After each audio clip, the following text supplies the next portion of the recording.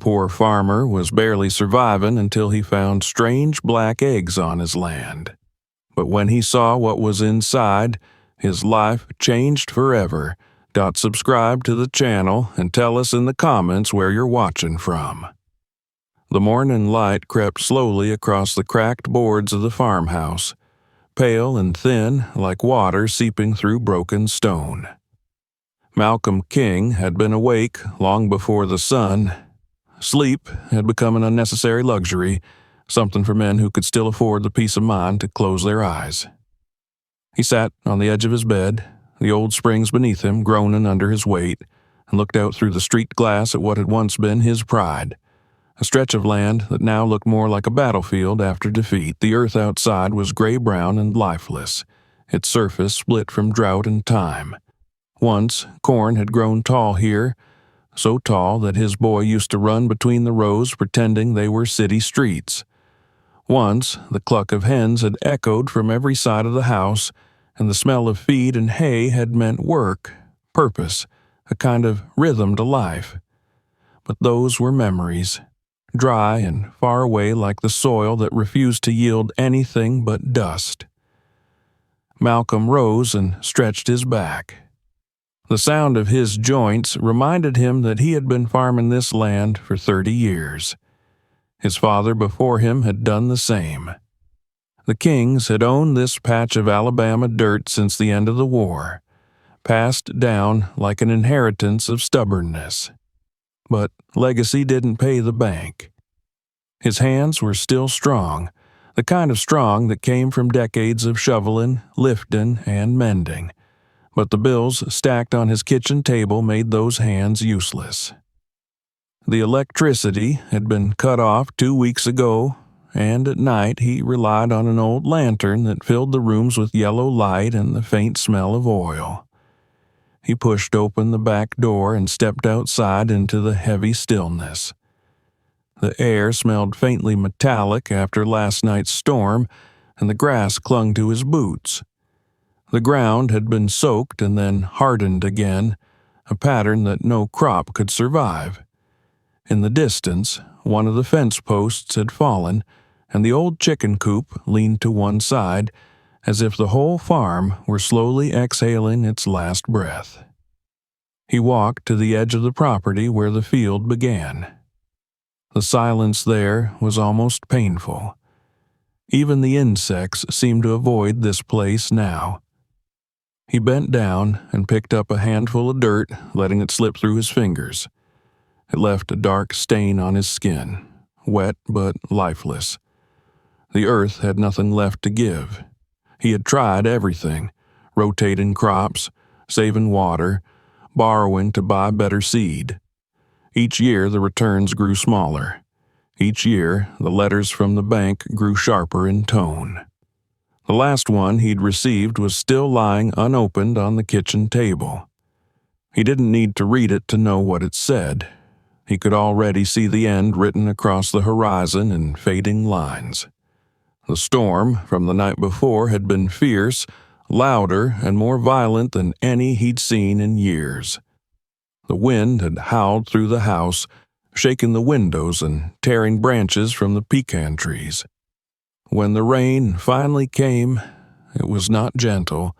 It pounded the earth, forming small rivers that carved through the dry field and pooled near the lower fence. He'd sat by the window, watching the lightning flash across the valley, listening to the roof creak and the wind push against the walls. Part of him hoped the storm would wash everything away, his debts, his failures, the years of trying. But when the thunder rolled off into the distance and the sky quieted, the house was still standing, and so was he.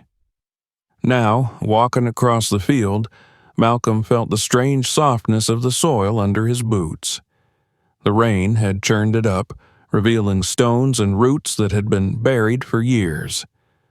Something glinted near a puddle ahead, a reflection that caught his eye. He squinted, thinking it might be a piece of metal or a shard of glass, but as he drew closer he saw it wasn't sharp at all. It was round, perfectly round, and black, darker than anything around it, slick with moisture. He knelt down. It was about the size of a goose egg, but heavier when he lifted it. It was warm against his palm, as though it had been lying in the sun all day. He turned it over and rubbed a thumb along its surface.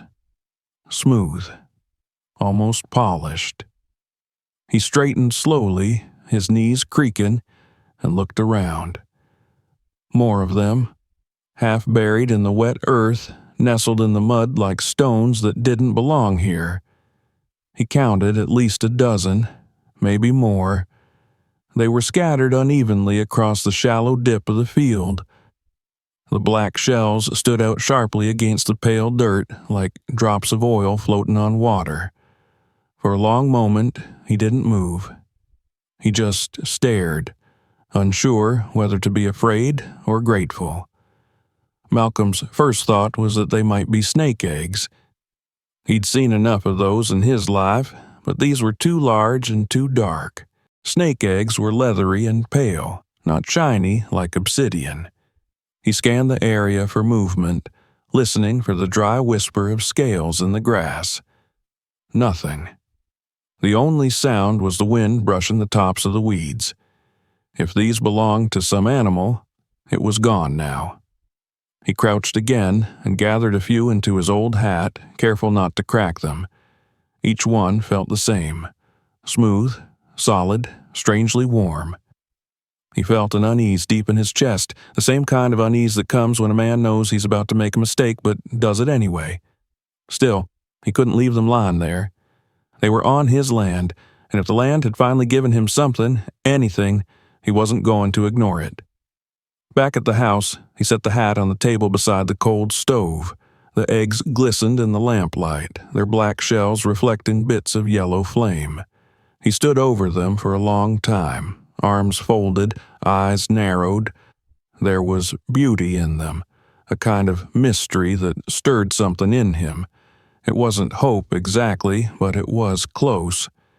Maybe, he thought, they were from some exotic bird blown off course by the storm. Maybe someone would pay for something so rare. Or maybe, more realistically, they were worthless curiosities, odd-looking stones mistaken for eggs. He reached out and touched one again. Still warm. That, more than anything, unsettled him. Warm meant alive, and alive meant change. He didn't like change anymore. Change had taken his farm, his family, his faith. He pulled his hand back and exhaled. The night came down heavy. He didn't light the lantern again. Sitting by the window, he listened to the faint creaks of the house settling. Outside, the field stretched into darkness, hiding its secrets. From time to time, he thought he heard small noises, a shifting in the coop, a faint scrape, but he told himself it was just the wind. He closed his eyes, but the image of those black eggs stayed behind his eyelids, sharp and gleaming. When dawn came again, he was still awake. He went out and checked the field. The rest of the eggs were still there, half buried in the mud, untouched by animals. That was strange. In a place like this, raccoons, foxes, and snakes would have dug up anything edible by now, but these eggs seemed untouchable. The rain had washed the soil clean around them, making them shine even more against the dull earth. He collected the rest, filling an old wooden crate. By the time he was done, he had nearly 40 of them stacked neatly in straw.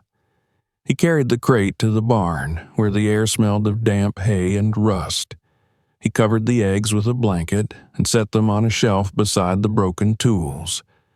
For reasons he couldn't explain, he whispered a short apology to whatever creature had left them behind.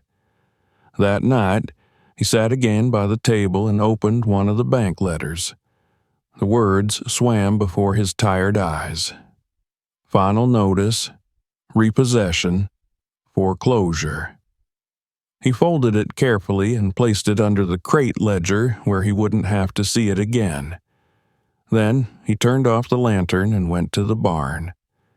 The air inside was cool and thick with the smell of wet wood. He lifted the corner of the blanket.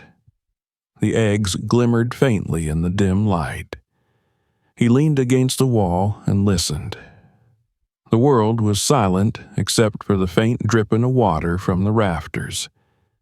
He didn't know why he felt compelled to check on them so often, but something about them felt significant. As if these strange, dark shapes were the last chance this place had to give him.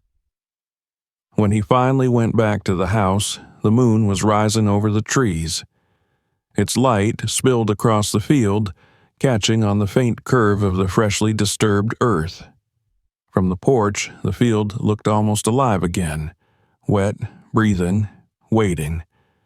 He stood there until the chill set into his bones, then went inside and closed the door.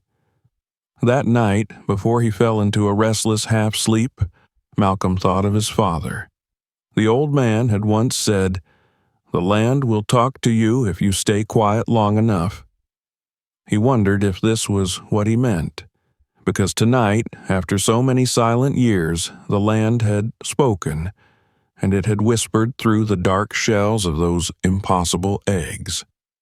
And though he didn't yet know it, those black eggs would be the first breath of something new, something that would test him, save him, and change his life forever. For the first time in months, Malcolm woke with something that felt almost like anticipation. It was faint and unfamiliar, a quiet stirring beneath the heavy layer of weariness that usually blanketed his mornings. Outside, the air was cool and gray, and the smell of wet soil drifted through the open window. He lay there for a moment, listening to the slow ticking of the clock, before sitting up and rubbing his face with both hands. He hadn't slept well. Every time he closed his eyes, the image of the black eggs appeared, shining in the mud, glinting in the lamplight, impossibly smooth. He dreamed about them, too. In his dream, they were everywhere, rolling out of the ground like stones pushed upward by unseen hands, covering the field until there was nothing left but black. He woke with his heart pounding and the taste of iron on his tongue. He tried to tell himself that it was nonsense, just exhaustion playing tricks on him. Still, he couldn't shake the feeling that those eggs didn't belong here, that they carried something he couldn't name. He got dressed slowly, buttoning his faded work shirt and lacing his boots, then stepped outside. The air was still damp from the rain, the sky the color of pewter.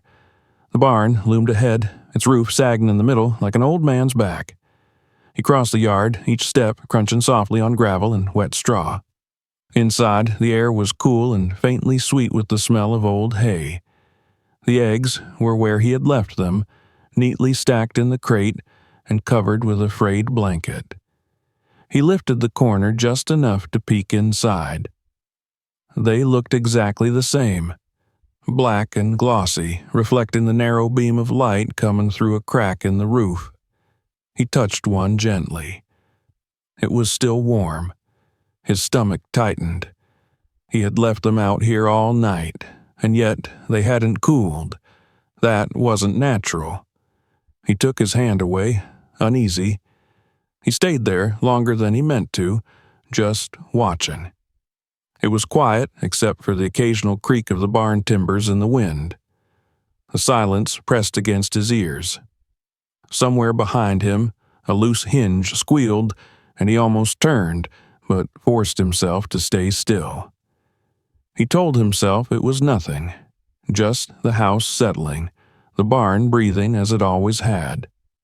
By mid-morning, the sun was beginning to break through the clouds. The wet fields shimmered faintly. He fetched a bucket of water from the pump and went back inside to clean the eggs.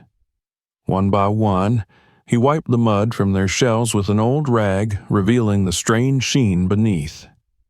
Each one was the same. No markings, no variation, no sign of a nest or any organic pattern.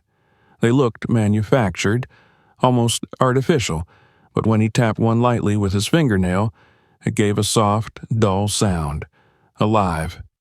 He lined them carefully on the workbench and took a few steps back. They sat in 2 neat rows, gleaming like a collection of polished stones. The sight was mesmerizing and unsettling in equal measure. He couldn't explain it, but he felt that he shouldn't be seeing them, that they weren't meant for him. Yet the thought of leaving them out there for someone else to find filled him with something close to jealousy.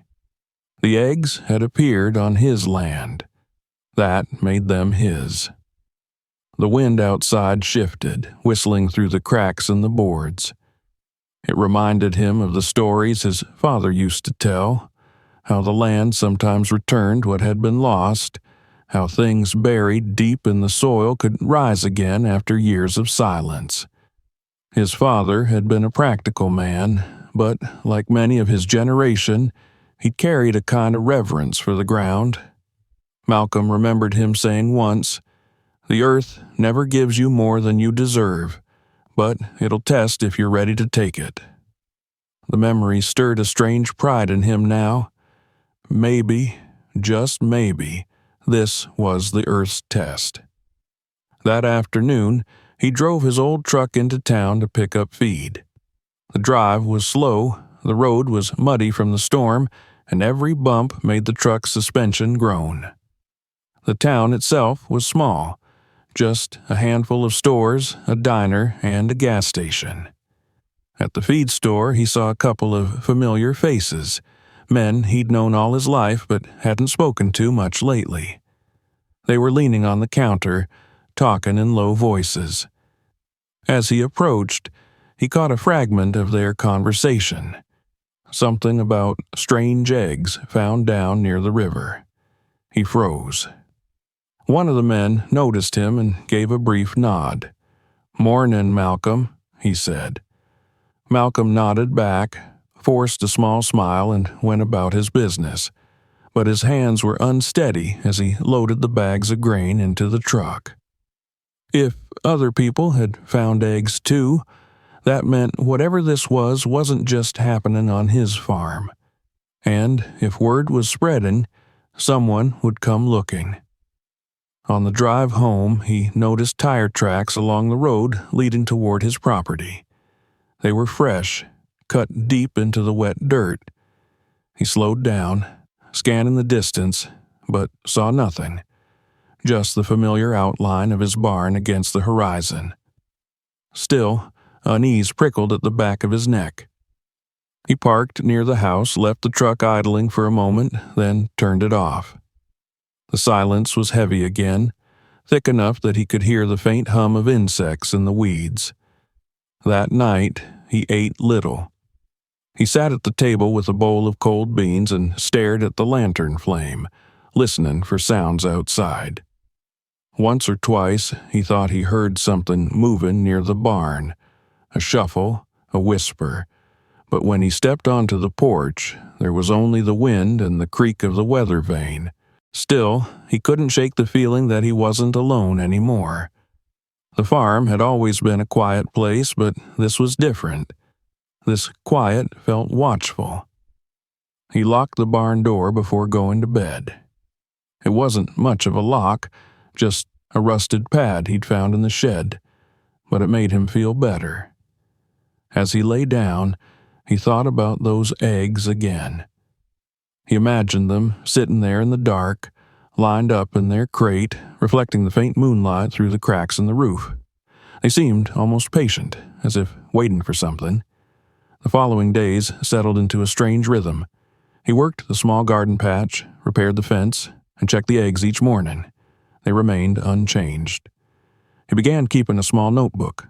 Nothing formal, just a few lines each day recording the temperature, the condition of the shells, any smell or sign of decay. He found himself becoming meticulous, almost obsessive.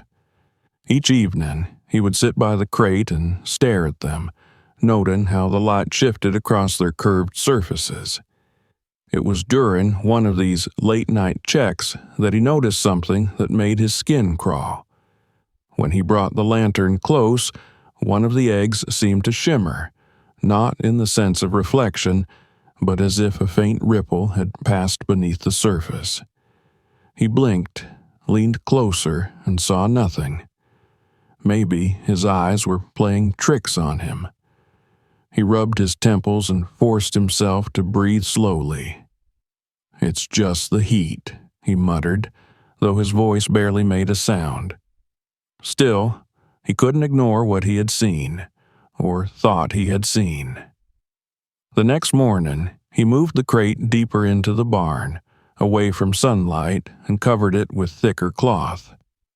He tried to forget the strange flicker of motion, but his mind kept returning to it. He started checking the eggs more frequently, sometimes 2 or 3 times a day. He didn't go into town again that week. He didn't want to hear more talk, didn't want anyone asking questions. He had begun to feel an odd possessiveness about the eggs. They were his, and he didn't trust anyone else to handle them properly. The thought of strangers poking around his property filled him with an unfamiliar kind of anger, sharp and cold. One evening, as the sun was sinking low, he noticed movement along the far edge of his land.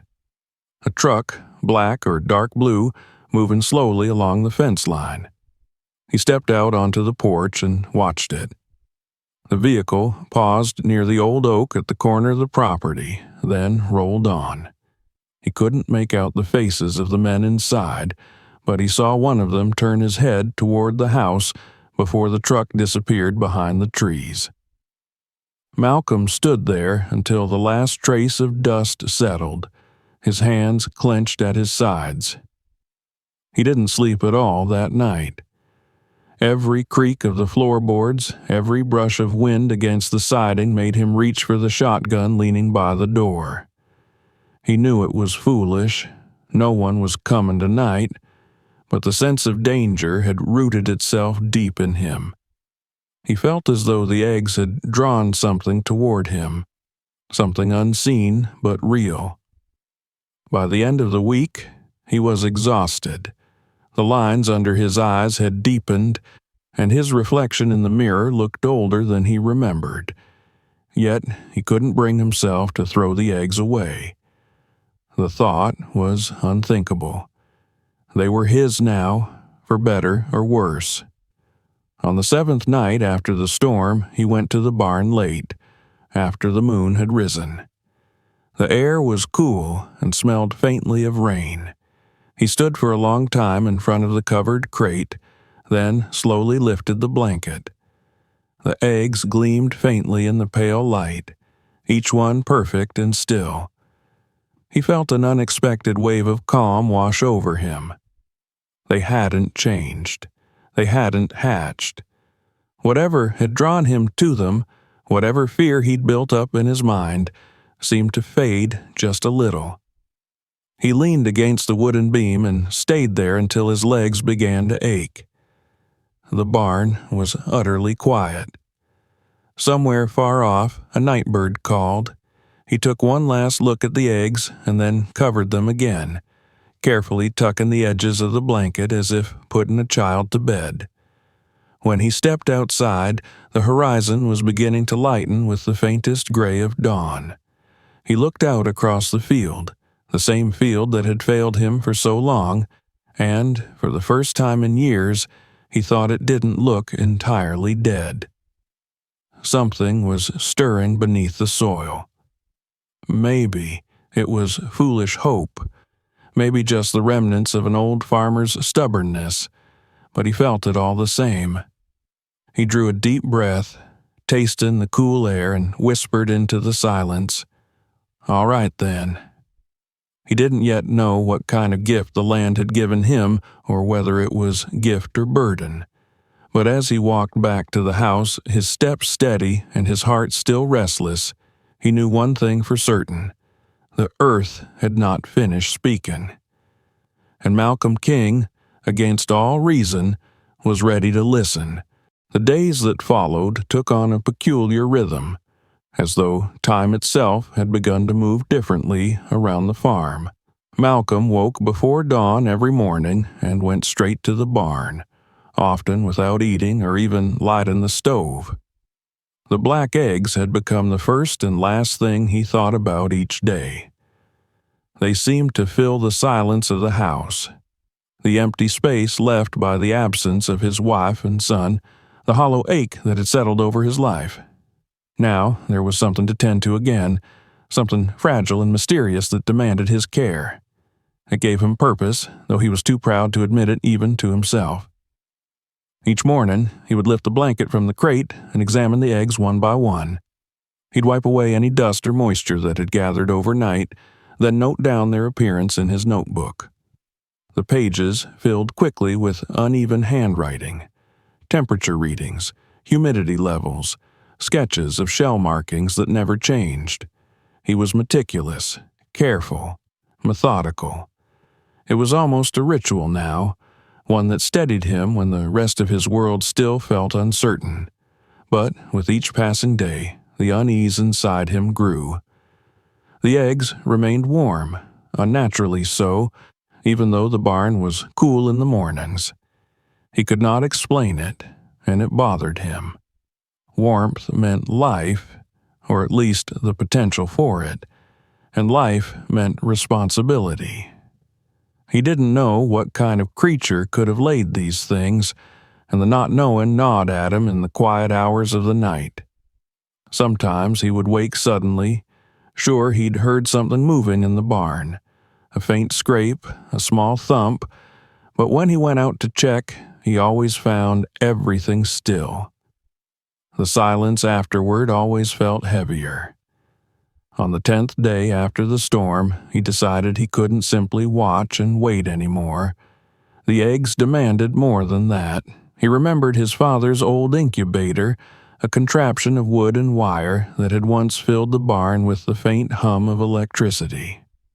It had been years since he'd used it, years since he'd needed to, but he still remembered how it worked. That afternoon, he pulled the dusty box from behind a stack of broken plows and set it on the workbench. The heating coil was rusted through, but the frame was solid. He spent the rest of the day repairing it with what he had: an old light bulb socket, some scrap wire, a sheet of glass scavenged from a broken window. It was crude, but it would hold a steady temperature. By the time he finished, the sun had set. The light from the single lantern made the inside of the barn look almost alive, the shadows breathing along the rafters. He carried the eggs from the crate to the incubator with the careful hands of a man handling something sacred. He arranged them in 2 neat rows, each cushioned by straw, and lowered the glass lid into place. The bulb glowed softly, casting a faint golden hue over their black shells. For a long while, he simply watched them. They seemed to drink in the light rather than reflect it. He adjusted the temperature several times before he was satisfied. The air inside the incubator shimmered faintly with heat. He could almost imagine the warmth seeping into the shells, stirring whatever lay dormant within. When he finally stepped back, his eyes burned from strain. He left the barn with a strange mixture of satisfaction and dread. That night, sleep refused to come. He lay on his back, staring at the ceiling, listening to the low murmur of crickets outside. He told himself that he was being foolish, that these were only eggs, and that no matter what came of them, it wouldn't change the fact that he was a middle-aged man with too much debt and too little hope. Yet the thought of them hatching, of something living being born on his land again, filled him with a fragile sense of possibility. It was the same feeling he'd had when his son was born, a quiet disbelief that the world could still create something pure. At first light, he was back in the barn. The incubator was warm, humming faintly. He peered through the glass, his breath fogging the surface. The eggs looked unchanged, their glossy black shells glimmering faintly in the weak dawn light. He adjusted the humidity, wiped away condensation, and made another entry in his notebook. This became his routine. Days slipped into one another. He barely noticed the passing of time anymore. He stopped going into town altogether. The fields were left untended, the fences unrepaired. The world beyond his property might as well not have existed.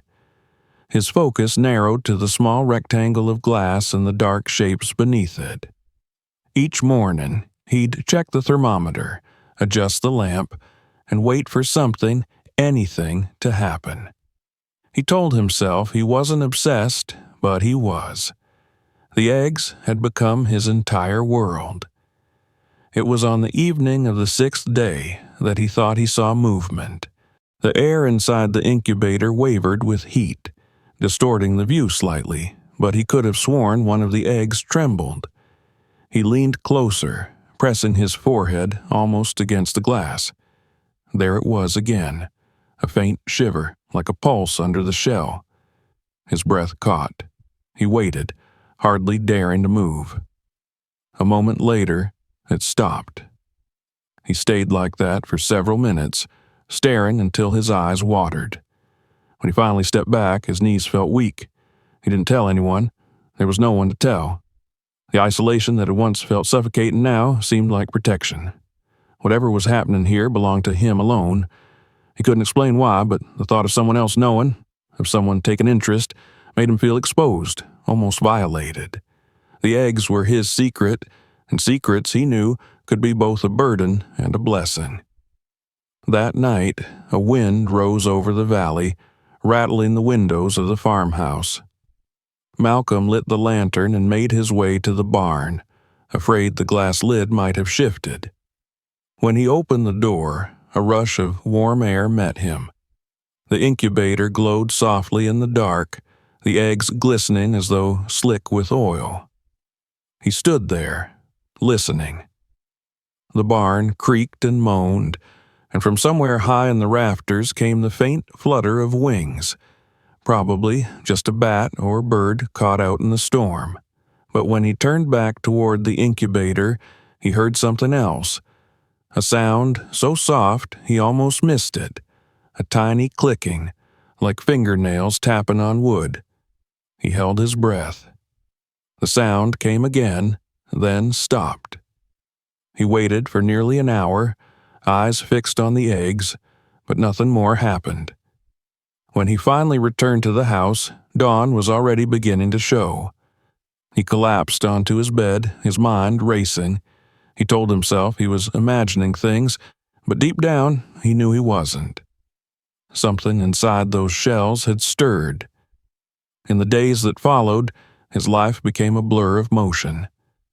He ate only when he remembered, slept in short bursts, and spent nearly every waking moment in the barn. He adjusted the lamp, measured the temperature, scribbled notes he could barely read. The smell of oil and straw clung to him, and his hands were stained dark from dirt and soot. Yet, for all his exhaustion, there was a fierce energy in him, a sense of being alive again. He hadn't felt that in years. Once, while checking the eggs, he caught his reflection in the glass lid. The face that stared back at him was gaunt, eyes hollow, hair disheveled. He looked like a man possessed. It frightened him for a moment. He turned away, ashamed of the hunger he saw in his own eyes, the hunger for something beyond explanation, something he couldn't let go of even if he wanted to.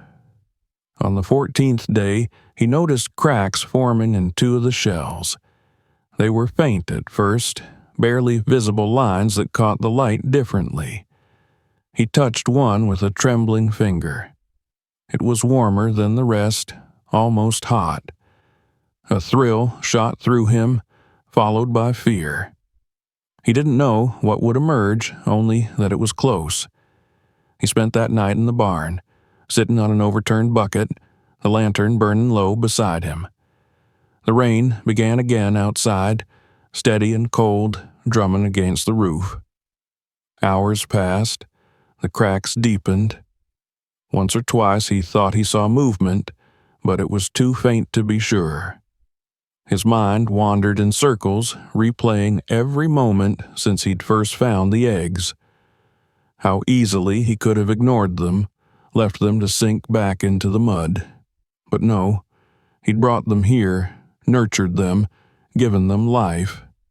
Whether that was wisdom or folly, he no longer knew. Sometime near dawn, his head dipped forward and he dozed off. He dreamed of the field, of the storm, of dark shapes rising from the earth like breathing stones. When he woke, the lantern had gone out, and pale sunlight was creeping through the cracks in the barn wall. He blinked, disoriented, and turned toward the incubator. For a moment, he thought his eyes were still adjusting to the light, but then he realized what he was seeing. One of the eggs had split open. A small black shape lay half-curled inside, slick and trembling. He stared, unable to move. Then it lifted its head weakly and let out a sound so soft it barely reached him. A tiny, fragile chirp. His heart seemed to stop. He leaned closer, watching as the creature struggled free of the shell. Its feathers, if they could be called that, were wet and shining like ink. It blinked once, twice, and then went still, breathing in shallow, rapid bursts. Malcolm sank to his knees beside the incubator. A strange feeling washed over him, awe, relief, terror, all tangled together. He didn't speak, didn't dare. The tiny creature was unlike anything he had ever seen, yet undeniably alive. And as he stared, another egg began to crack. Then another. The soft tapping filled the barn, steady and deliberate, like rain against glass. He stayed there for hours, watching the slow, miraculous struggle unfold.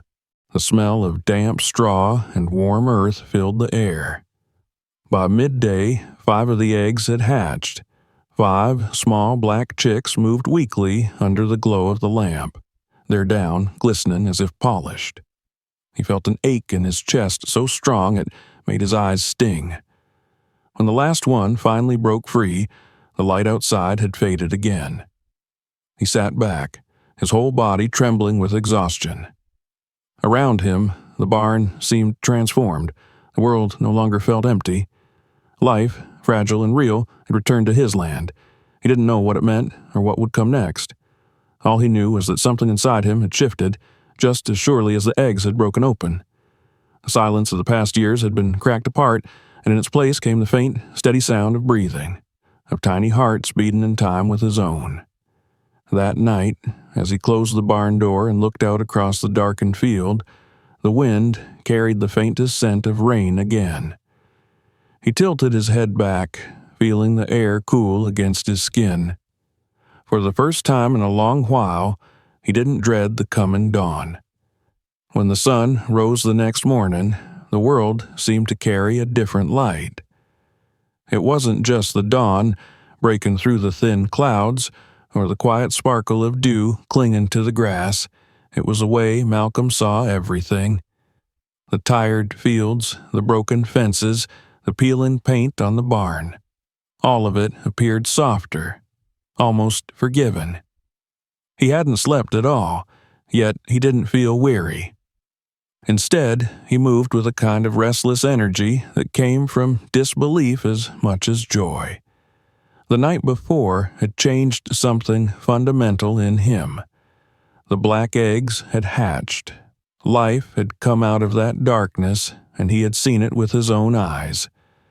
The chicks were real, breathing, fragile and beautiful in a strange way that both fascinated and unsettled him. He opened the barn door carefully, letting in a beam of light that cut through the cool shadows. Inside, the smell of straw and warm air wrapped around him.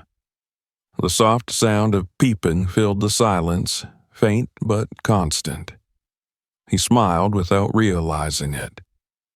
The chicks were huddled beneath the glow of the incubator lamp, tiny bundles of sleek black down that shimmered faintly like wet coal.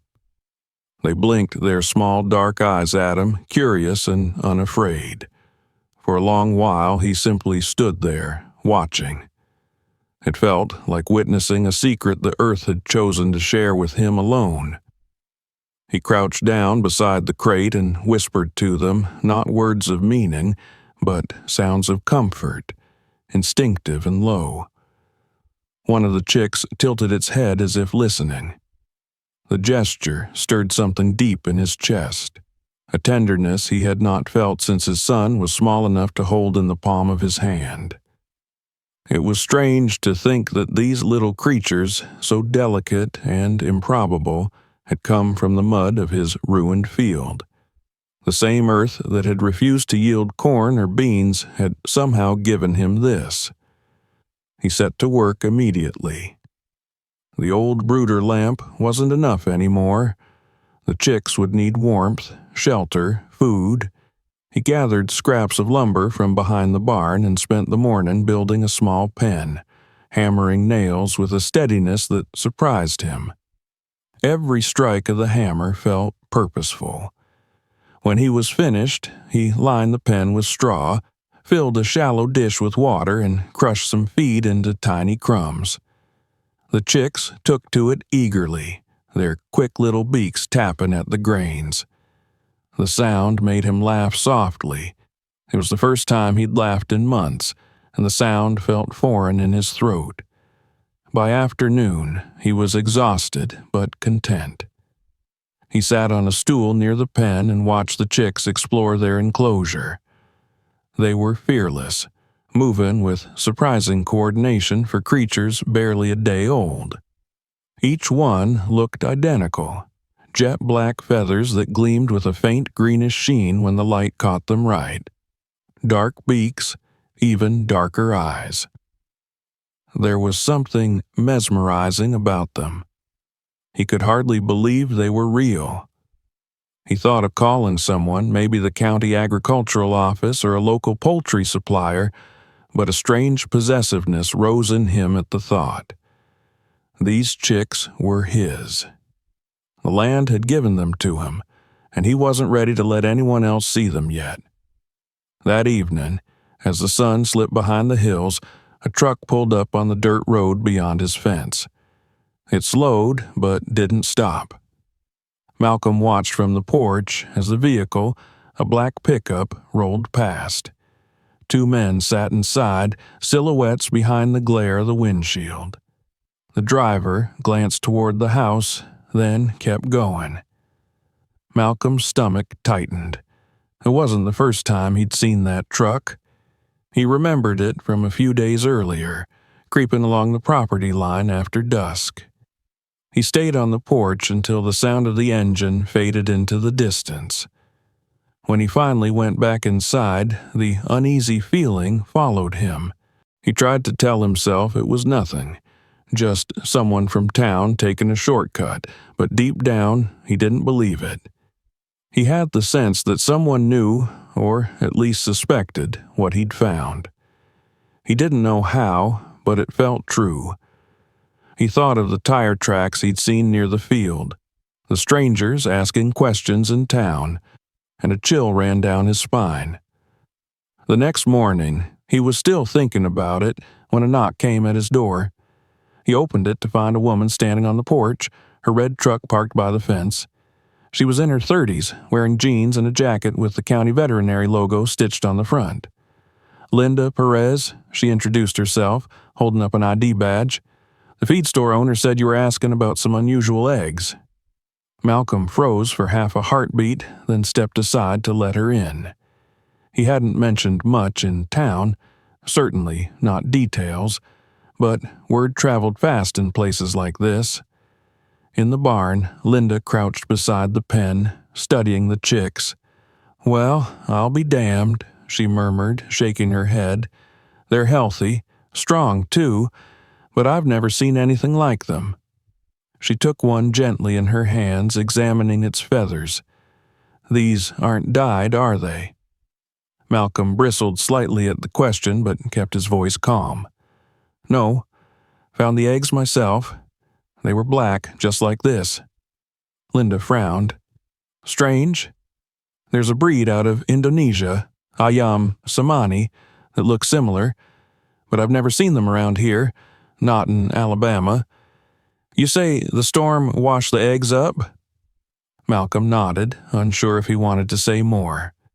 She promised to take one unhatched egg back with her for testing. Could be something rare, she said, almost absently. I'll let you know what I find. As she left, he watched her truck disappear down the road, a trail of dust rising behind it. For the rest of the day, he couldn't focus on anything. A part of him wanted to know the truth, but another part dreaded what it might bring. If these chicks were truly rare, people would come, and once people came, they wouldn't leave. That night, the wind picked up. The sky was heavy with low clouds that glowed faintly with the reflection of distant lightning. Malcolm sat on the porch with his shotgun propped beside him. The house was dark except for the faint light spilling from the barn windows. Every so often, he thought he heard a noise beyond the fence, a twig snapping, gravel crunching, but when he strained his eyes, there was only the shifting shadows. Still, he couldn't shake the feeling that he was being watched. Near midnight, he decided to check on the chicks one last time. The barn was warm, lit by the steady glow of the lamp. The chicks were asleep, nestled together in a corner. For a moment, he felt foolish for his fear. Everything was fine. He was about to leave when he heard the distant hum of an engine. His heart leapt. He crossed to the window and peered out. Headlights swept briefly across the yard, then disappeared. The truck again. It was parked at the far edge of the property now, near the old oak. He could just make out two figures standing beside it. He turned off the barn light and waited, watching through a crack in the boards. The figures stood still for several minutes, then began moving along the fence line, their flashlights cutting narrow beams through the dark. Malcolm gripped the shotgun tighter. They were searching for something. He could tell by the way they paused and swept their lights over the ground. His pulse hammered in his ears. When the beams turned toward the barn, he stepped back into the shadows. The lights lingered for a moment, then moved on. After a few tense minutes, the men returned to their truck and drove away, their headlights bouncing over the rutted road. Malcolm stayed frozen until the sound of the engine faded completely. Only then did he lower the shotgun. His hands were shaking. He didn't sleep at all that night. By dawn, he had made a decision. From now on, no one would enter that barn but him. He nailed wooden boards across the lower half of the door and moved a few heavy crates in front of it for good measure. He didn't want to scare the chicks with his hammering, so he worked quietly, pausing between each strike to listen. When he was done, he stepped back and surveyed his work. It wasn't much, but it would slow someone down if they tried to force their way in. The following days passed in a blur of anxious vigilance. He tended the chicks carefully, adjusting their feed, cleaning their bedding, monitoring their growth. They thrived. By the end of the week, they had grown noticeably larger. Their feathers had dried into sleek, shimmering plumage that caught the light like polished stone. They were strong, alert, and startlingly intelligent. When he entered the barn, they would turn their heads in unison, as though recognizing him. It was uncanny. Yet, for all the wonder they inspired, the feeling of unease never left him. The men in the truck hadn't returned, but that didn't ease his mind. He had seen the way they moved, deliberate and searching. They would be back. And when they came, they wouldn't be content to just look. He began sleeping in the barn at night, wrapped in an old blanket, the shotgun always within reach. Each creak of the walls, each whisper of wind through the cracks made his muscles tense. But every morning, when he saw the chicks safe and alive, he told himself it was worth it. On the sixth night, a storm rolled in from the west. The thunder began as a low growl and then built into a steady roar. Rain hammered the roof, leaking through the weak spots in the shingles. The chicks peeped nervously at the noise, pressing close together for warmth. Malcolm crouched beside their pen, murmuring softly until they calmed. As he watched them, he felt the strangest mix of pride and fear. He was their protector now, their only defense against a world that would surely want to take them away. When the thunder finally faded and the rain eased to a soft patter, he stood and looked out the window. The fields glistened in the dim light of the storm's aftermath.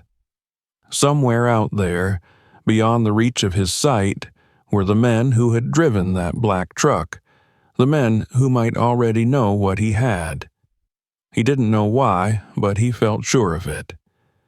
He turned back to the chicks and watched as one of them stretched its tiny wings, feathers gleaming like silk. A warmth spread through his chest, part affection, part defiance. Whatever those men wanted, they wouldn't get it. Not from him. He'd lost too much already. His family, his crops, his pride. He would not lose this too. The land had finally given him something again, and he would fight to keep it. Outside, the rain stopped completely. The world fell silent except for the soft, rhythmic sound of breathing, his and the chicks. The storm had passed, but Malcolm knew the calm wouldn't last. Something else was coming, something larger and more dangerous than the wind. He could feel it in the stillness, in the dark weight of the clouds lingering above the horizon.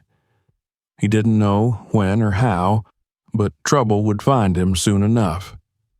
And when it did, he would be ready. The first light of morning slipped through the thin cracks in the barn's walls, slicing the darkness into narrow beams that fell across the straw. Malcolm was already awake, sitting in a chair near the chick's pen, his shotgun leaning against the wall beside him. He had barely slept. The storm from the night before had left the air damp and heavy, and his body ached from the hard floor and the hours of vigilance. Every sound during the night, the creak of the rafters, the drip of rainwater through the shingles, had stirred him from the edge of sleep, his mind convinced that danger was waiting just outside the door. But now, as dawn broke, the world was still. Only the faint chirping of the chicks broke the silence, their small voices rising like fragile notes of reassurance. He watched them for a long time, his thoughts a slow tide of exhaustion and awe. They had grown so quickly it was hard to believe they were only a few days old. Their wings were beginning to take shape, the down giving way to sleek black feathers that shone like obsidian in the light. They moved with alert, curious energy, scratching at the straw, testing their balance, exploring the edges of their pen. They were unlike any bird he had ever seen, not just in color but in temperament. They seemed aware, almost intelligent, as if they understood that he was not merely their caretaker but their guardian. The bond between them was strange and wordless, but it was real. He rose and opened the barn doors to let in the morning air. The storm had washed everything clean. The ground outside glistened with puddles that mirrored the pale sky. The smell of wet earth and pine filled his lungs. For a brief moment, the farm didn't feel like a burden. It felt alive again. He stood in the doorway, feeling that rare sensation of possibility that had eluded him for so long. Then he remembered the black truck, the men who had come searching, and the feeling faded like smoke. Still, life demanded motion. He spent the morning tending to the birds, repairing the broken latch on the chicken coop, and feeding the few remaining hens that had survived the hard months. It felt good to work again. His muscles complained, but he welcomed the pain. It meant he still had strength left in him. Around noon, he sat down to eat, but the pantry was nearly bare. Just a few jars of beans, some cornmeal, and a half-empty sack of flour. The last of his money was gone. He'd been living on the edge of ruin for so long that it barely frightened him anymore, but now that the chicks existed, he had something to lose. The thought came to him quietly, like a whisper from the dark corners of his mind. People would pay for something like this. The eggs were unlike anything he or anyone had ever seen. The chicks themselves were rare, beautiful, and healthy. He could sell one or two of the unhatched eggs at the market, tell people they were from an exotic breed, something imported, mysterious. It wouldn't be a lie, not exactly, and the money would help him buy proper feed, maybe even repair the roof before the next storm. By the time the sun reached its peak, he had made up his mind. He chose 3 of the remaining eggs, polished their shells with a rag until they gleamed, and placed them gently in a small wooden box lined with straw. He hesitated before closing the lid, glancing at the other eggs still in the crate as though they might judge him for what he was about to do. "Just these," he murmured. "That's all." He loaded the box into his truck and drove toward town. The road was still soft from the rain, and the tires kicked up thin sprays of mud. As he approached the outskirts, he noticed people standing in clusters, their voices carrying on the breeze. News traveled fast in small towns, and gossip faster still. When he parked near the market square, a few heads turned, curious. Malcolm King hadn't been seen here in weeks, maybe months. The market was alive with sound, the calls of vendors, the clatter of crates, the low hum of conversation. He walked to the small table he sometimes rented when he still had eggs to sell, brushing away the dust. He set the box down and opened it. The black shells caught the light immediately, drawing eyes from every direction. Within minutes, a small crowd had gathered. People whispered to one another, leaning in close. "What kind of bird lays something like that?" one woman asked, reaching out to touch an egg before pulling her hand back as if afraid. "Imported," Malcolm said simply. "A rare breed." The lie felt strange on his tongue, but it came easily enough. The onlookers exchanged glances. Curiosity turned to fascination, and fascination to desire. Within an hour, he'd sold all 3 eggs for more money than he'd made in the last 6 months combined. The buyers were eager, some skeptical, but most were simply enchanted by the novelty. He took their cash with a polite nod, his face expressionless, though his heart pounded with a mixture of triumph and guilt. By the time he drove back to the farm, the light was fading. He stopped the truck at the gate and sat for a long while, staring out at the land that had once broken him and now seemed to be saving him. He told himself that what he'd done wasn't wrong. He hadn't stolen, hadn't cheated anyone. He'd simply used what was his. Still, as he walked to the barn and heard the soft chirping of the chicks inside, the unease returned. That night, he couldn't sleep. Every time he closed his eyes, he saw the faces of the people at the market, their hunger, their wonder, their greed. He told himself that no one would come looking for him, that he was just another poor farmer trying to get by. But when he dreamed, it was of headlights sweeping across the field, of footsteps in the mud, of strangers' hands reaching into the pen to snatch the chicks away. The next morning, he woke to silence. The world outside was heavy with fog, the kind that muffled sound and made everything feel closer than it was.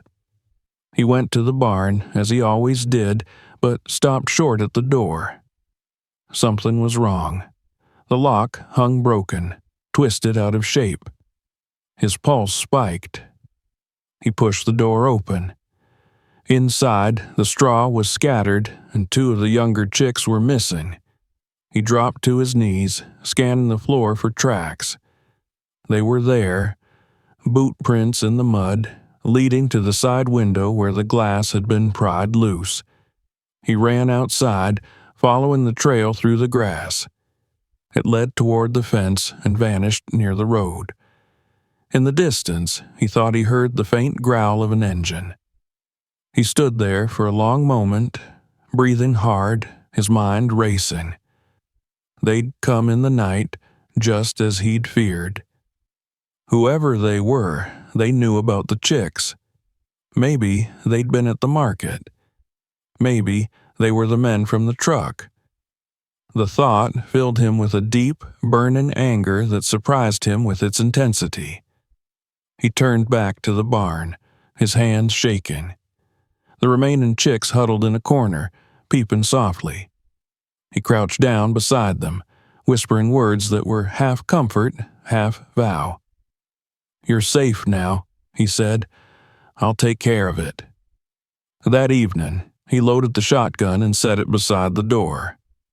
He moved a chair to the window where he could see the road and waited. The hours passed slowly. The fog thinned and the moon rose, pale and sharp. Every shadow outside seemed alive. Once, he thought he saw movement near the fence, but when he stepped outside, there was nothing. He felt like a man standing on the edge of something vast and dangerous, a line he couldn't uncross. Days went by. The fear settled into him, deep and constant. He worked the farm as best he could, but his mind was always elsewhere, listening for sounds that didn't belong. The money he'd earned sat untouched in a drawer, no comfort at all. The chicks grew stronger, their feathers deepening into a sheen so dark they seemed to drink in light. They were thriving, but he was unraveling. One night, he woke to a noise outside, the crunch of tires on gravel. He was out of bed in an instant, shotgun in hand. The sound came from the direction of the barn. He stepped onto the porch, the cold air biting at his skin. A vehicle's silhouette stood just beyond the fence, its lights off. 2 figures moved near the barn doors, their shapes shifting in the dim moonlight. "Hey!" he shouted, his voice raw. The figures froze. One turned toward him, and for a moment their eyes met across the distance. A flash of light, a reflection, something sharp and cold. Then they ran. He fired once, the blast echoing across the fields. The sound rolled away into silence. By the time he reached the barn, the truck was gone, its tail lights vanishing down the road. He stood there for a long time, the gun heavy in his hands, the acrid smell of smoke in his nostrils. He didn't know if he'd hit anything, didn't care. What mattered was that they'd come back, and they would again. The realization filled him with dread, but also with resolve. If this was what the land had chosen to give him, he would protect it with everything he had.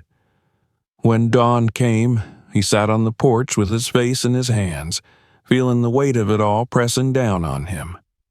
The price of his secret was rising, and he had only begun to pay it. But when he looked up and saw the first rays of sunlight touch the fields, he thought of the chicks, their impossible beauty, their fierce will to live, and something hardened inside him. Whatever happened next, he would endure it. He had no choice. The earth had given him a second chance, and he would not let it be taken away. The next few days passed in a blur of silence and suspicion. The men hadn't returned since that night, but their absence didn't bring Malcolm any peace. Instead, it pressed on him like a weight he couldn't shake. Every creak of the porch boards, every gust of wind brushing against the side of the house made him turn his head sharply. He no longer moved about the farm like a man tending his land. He moved like a sentry patrolling a border. The shotgun never left his side. At night, he slept in the chair by the window, the faint glow of the barn lamp visible in the distance like a small, flickering heartbeat in the dark. The chicks were growing quickly, far faster than any breed he had ever known. Their feathers had thickened into a lustrous metallic sheen that caught even the faintest light and split it into a strange mixture of blue and green beneath the black. Their eyes, once bright and beady, now gleamed with quiet alertness. They no longer tripped over their own feet. They moved with surprising coordination, darting from shadow to shadow in the straw. Malcolm couldn't stop staring at them. They were beautiful in an almost unnatural way, so striking that looking at them too long stirred a feeling he couldn't name, something between pride and fear. Each morning, he'd check the field where the eggs had first been found, half expecting to find more of them buried under the soil, but the ground remained empty. The storm had passed, and the earth had gone quiet again, leaving behind only the mystery it had offered him. He sometimes wondered if the rain that night had been meant for him alone, as if the storm had washed something loose from the depths of the earth just to see what kind of man he'd become when faced with it. That thought both comforted and terrified him. It was late in the week when Linda Perez returned. Malcolm saw the dust trail of her red truck long before it reached the gate. For a moment, he considered pretending he wasn't home. The last thing he wanted was to share what little he had left with the outside world, but something told him that ignoring her would only make things worse. He stood on the porch as the truck came to a stop, shielding his eyes against the afternoon sun. Linda climbed out, holding a folder tucked under her arm. Her expression was serious, not the casual curiosity she'd had before. "You got a minute?" she asked. He nodded stiffly and gestured toward the porch. They sat across from each other, the space between them filled with the hum of cicadas and the creak of old wood. "I took that egg you gave me to Auburn University," she said, flipping open the folder. "They've got one of the best agricultural labs in the state. The results came back yesterday." She pulled out a few printed pages and spread them across her lap. "It's definitely real, Malcolm. Not dyed, not artificial. Genetic tests confirmed it's from a living bird." He nodded slowly, unsure how to respond. "So, what is it?" Linda took a breath. "Ayam Cemani, Indonesian. Rare as hell, especially around here. Everything about it's black. Feathers, skin, bones, even the organs. It's a natural genetic mutation. People call it the Lamborghini of chickens because of how valuable it is. Breeders overseas sell them for thousands apiece." Malcolm stared at her. The words landed like stones in his chest. He'd suspected they were rare, but not this rare, not this valuable. The thought made his stomach twist. "I don't know how those eggs got here," Linda continued, "but I heard something a few weeks ago. Customs seized a shipment of exotic animals that came through the mobile port, smuggled in from Southeast Asia. Word is, a few crates went missing before the seizure. Somebody dumped them somewhere to avoid getting caught. Maybe your storm washed them onto your land." Her gaze lifted to meet his. "If that's true, then those men you saw snooping around, they might be the ones who lost them." He leaned back, the chair creaking under his weight. The barn door stood visible in the distance, the faint clucking of his other hens drifting through the air. He could feel the world shifting beneath his feet again, just as it had the day he'd found the eggs. "What happens now?" he asked quietly. Linda hesitated. Technically, the birds belonged to whoever imported them, even if it was done illegally. But if there's no record of who that was, Well, it's a gray area. Still, I'd be careful. People willing to smuggle animals like that won't stop just because they lost a few. They'll come back. He didn't need her to tell him that. He already knew. She closed the folder and stood. "Listen," she said softly, "you've got something special here, but you've also got something dangerous. Keep your doors locked, stay alert, and if anything happens, call me." She handed him her card. "I mean it." He took it and nodded. "Thank you." When her truck disappeared down the road, the silence returned, heavier than before. He turned the card over in his hand, reading the neat print of her name and number. It felt like a connection to the outside world, something he hadn't had in a long time, but also like a promise he wasn't sure he wanted to keep. He slipped it into his pocket and went to the barn. Inside, the chicks greeted him with their familiar sounds, though they no longer looked like chicks at all. They had nearly doubled in size, their feathers dense and glossy. One of them, the largest, stood apart from the others, its head held higher, its gaze sharper. When he reached down to refill their water dish, it didn't move away. Instead, it stepped forward, pecked gently at his boot, and tilted its head as if testing him. The gesture made him smile, but there was something uncanny about the bird's confidence. It carried itself differently, almost regally. He worked quietly for the rest of the day, the words of Linda's warning echoing in his mind. That night, as the wind rustled the trees outside, he dreamed of the men in the truck. In his dream, they were standing in his field again, their flashlights cutting through the fog, their boots sinking into the mud. They moved closer and closer until one of them reached for the barn door. He woke with a start, heart pounding, the taste of fear bitter in his mouth. The following evening, the nightmare bled into reality. The sun had just set when he noticed a faint glow moving along the distant ridge, headlights creeping slowly toward the farm. He killed the lantern and stood at the window, holding his breath. The truck came closer, stopping just beyond the fence. For several minutes it sat there, engine idling softly. Then the lights went out.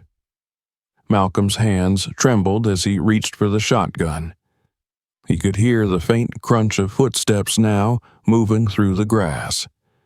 Two shapes emerged from the darkness, barely visible against the night. They moved carefully, deliberately toward the barn.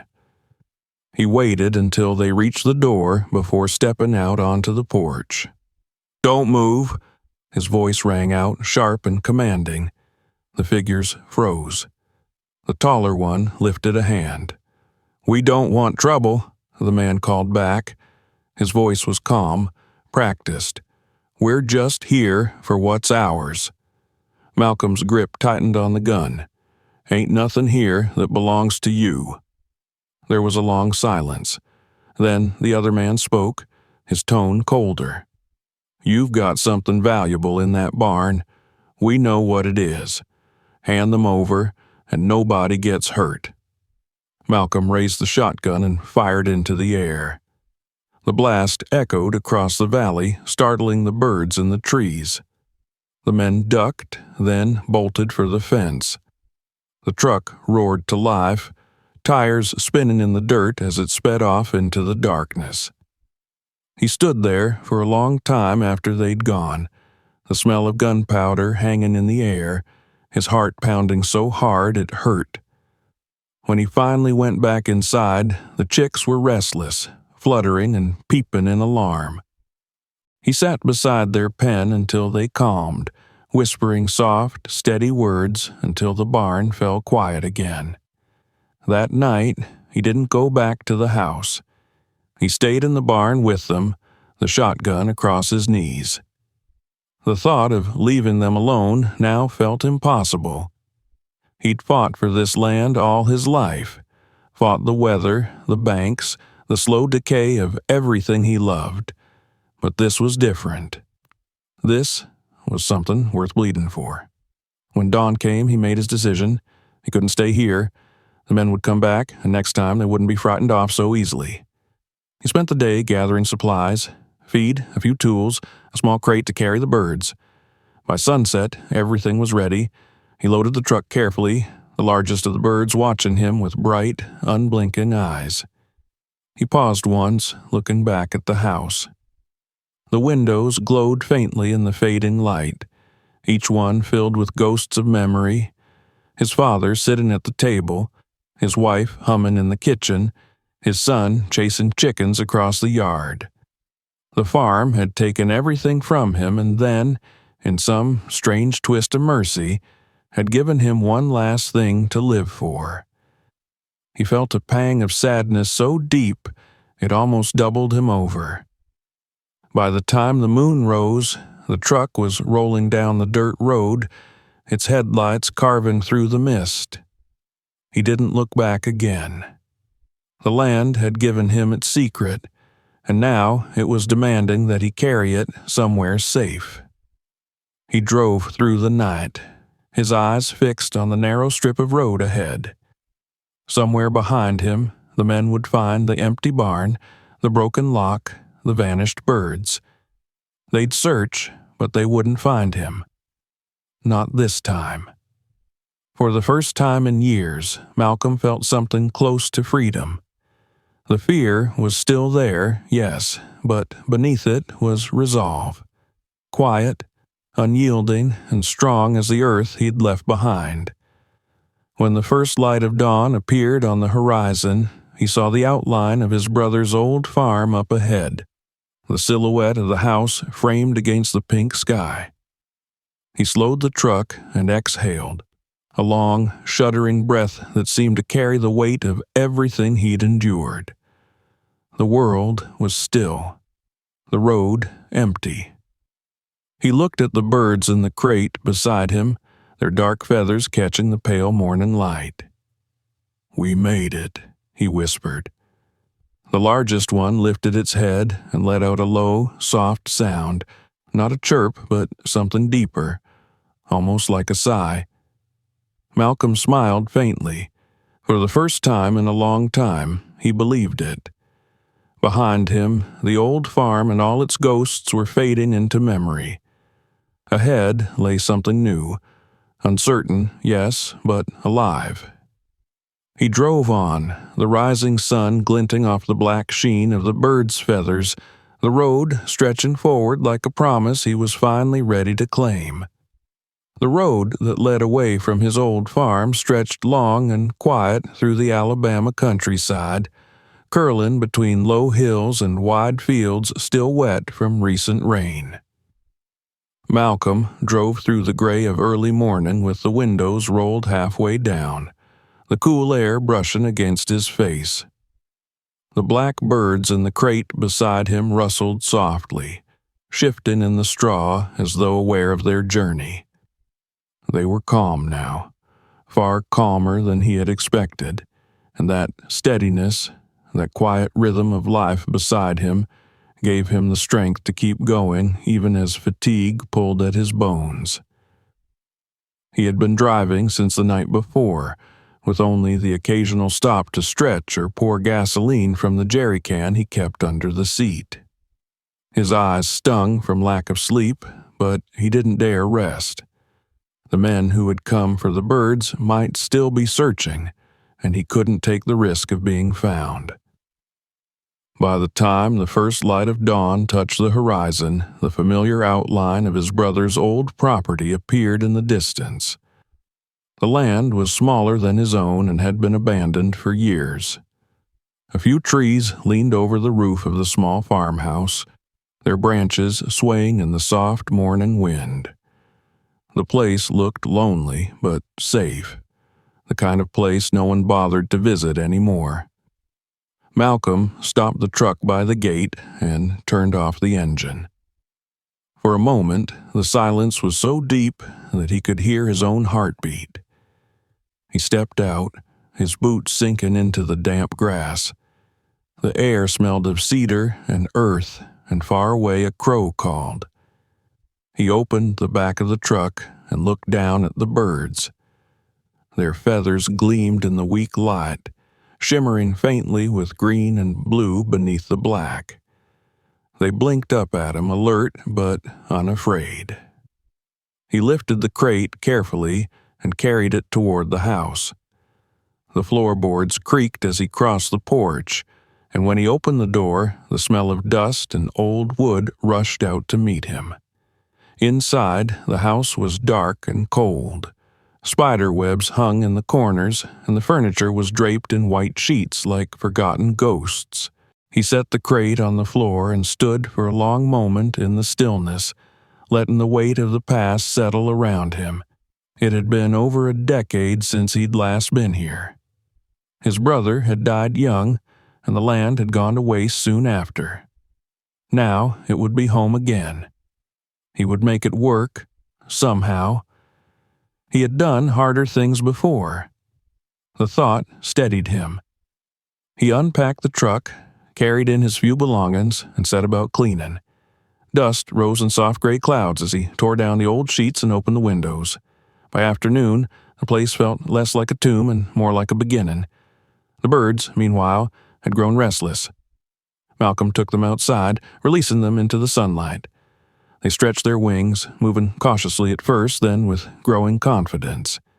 Their feathers caught the light like oil on water, shifting through shades of violet and emerald.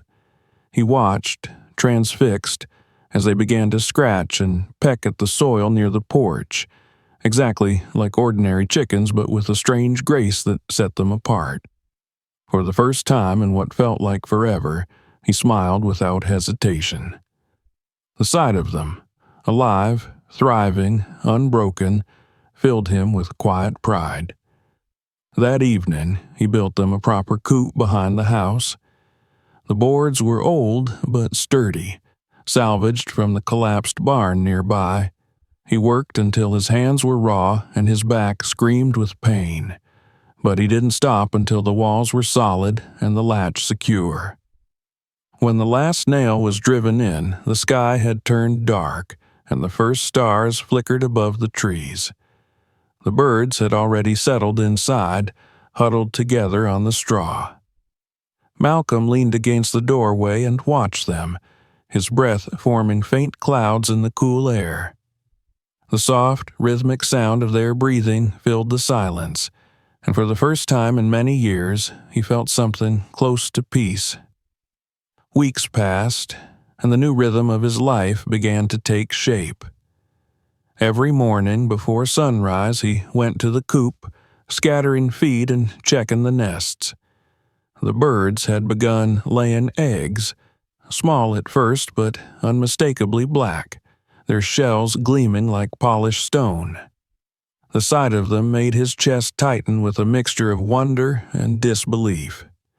He handled each one carefully, almost reverently, as though afraid they might vanish if he wasn't gentle enough. He stored them in wooden crates lined with straw, labeling the dates on scraps of paper. By the end of the second week, he had more than a dozen. He sold the first few quietly, driving into a nearby town where no one knew him. He found a small market stall and told the same story he had told before. Imported breed, rare but legal, raised on private land. The buyers didn't ask many questions. They were too busy admiring the strange, otherworldly beauty of the eggs. Word spread quickly, and soon collectors and restaurateurs from as far away as Atlanta and Nashville began calling. He kept his answers brief, his tone calm, his details vague. He didn't trust anyone yet, but he knew one thing for certain: the farm would never be poor again. Still, he didn't measure his success in money. What mattered most to him was the life that had returned to the land. The soil near the coop, once dry and stubborn, had begun to soften again, and wild grass grew where there had been nothing but clay. Birds nested in the trees by the fence, and the air smelled of growth.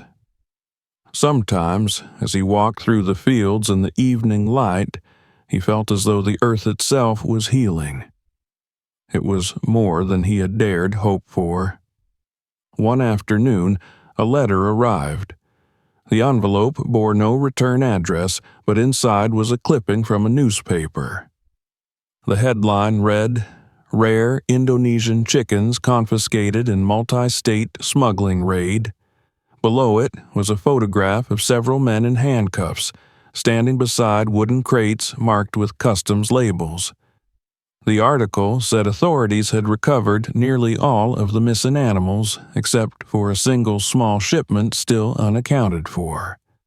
Malcolm folded the clipping carefully and placed it in the drawer beside his bed. The men were caught. The danger, at least for now, was over. That night, he sat on the porch as the sun dipped below the horizon. The black birds roamed freely through the yard, their feathers glowing faintly in the fading light. The sound of their quiet clucking mixed with the hum of crickets and the soft rustle of the trees.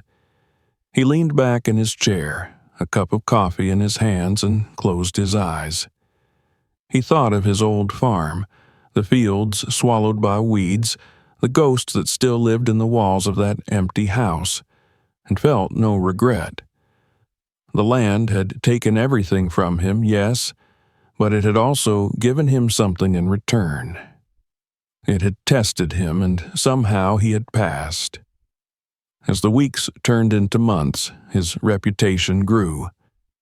People came from across the region to see the remarkable black chickens of Malcolm King.